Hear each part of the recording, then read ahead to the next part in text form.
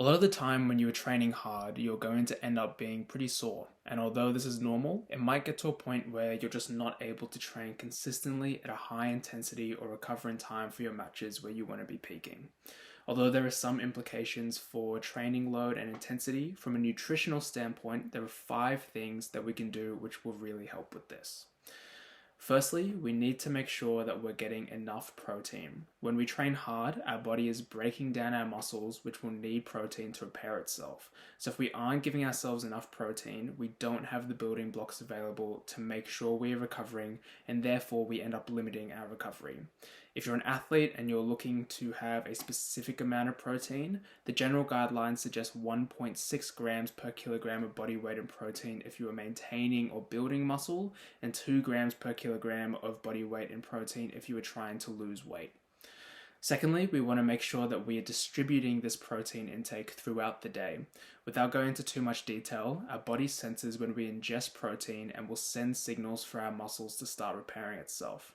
The speed at which we repair ourselves will depend on how strong these signals to our muscles are and how often these signals are sent.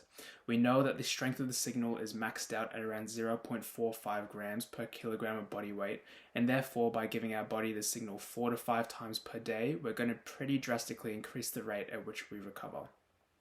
The third tip is to get enough carbohydrates. A lot of the time we jump to protein as the solution, but in actuality, we might be feeling lethargic and run down because we just aren't giving our bodies the energy it needs to train. When our muscles are low on carbohydrates, they will send signals to the brain telling us to take it easy, and this often ends up with us feeling lethargic or like we've hit the wall a little bit. By getting enough carbohydrates in, we can avoid this feeling. The amount of carbohydrates you specifically need will vary depending on the sport you play and the amount of training you do. But if you're looking to improve your recovery, getting carbohydrates in before, during, and after your training sessions would be a great start.